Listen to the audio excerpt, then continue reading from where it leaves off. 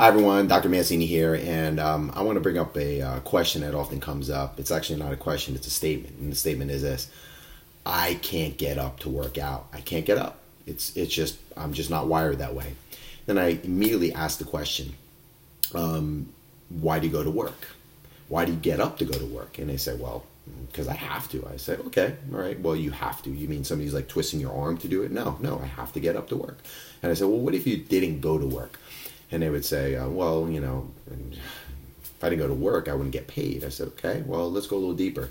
And if you continue to not go to work, what would happen? Well, I'd get fired. And then what would happen? Well, then I wouldn't have money. Well, then what would happen? Then I wouldn't pay my rent. Then what would happen? I wouldn't be able to eat. Then what would happen? I would be homeless. And ultimately what happens is we create a story about everything we do. And the more compelling or the more painful the story is in regards to work, you're going to be motivated to get up. And in fact, once you link up so much pain that you actually absolutely need to get up, because if you don't, you're going to be homeless. You're going to get up. There's no question about it. But you don't keep thinking about being homeless. What happens is you just link up the association. So your brain knows the moment you don't get up, there's a possibility you may get fired and be homeless. So you make those connections, and that's the way the brain works. The brain is constantly trying to create associations to speed up processes. It's a pattern machine, basically.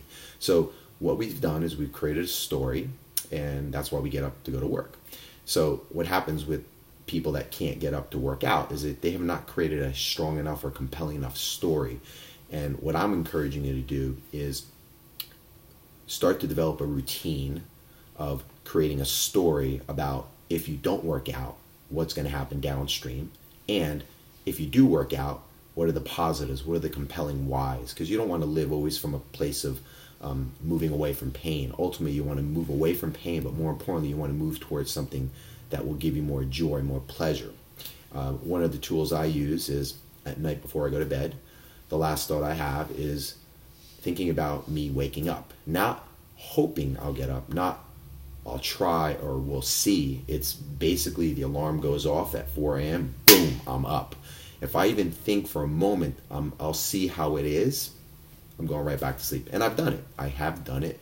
And I started to realize the connection that the last thought of my day, which is at night, right before I go to bed, will determine the mood of which I enter the day with. Try it for yourself. Don't take my word for it. But when you make the statement at night, it's not what you say, it's the sub-statement below it. In other words, you can say, I'm going to get up, but emotionally you're saying, well, we'll see. You got to be really aligned with what you say.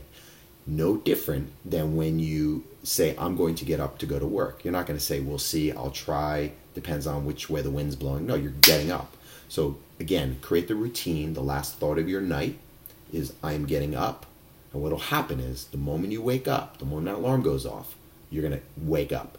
You're going to have that thought. Now, you don't sit there. You got to get up and you got to move. But you have to, I just want you to be aware of that first thought will be the last thought at night. So that's one of the techniques that I use, really successful. Try it for yourself. Let me give me some feedback. Right? Thanks. Bye.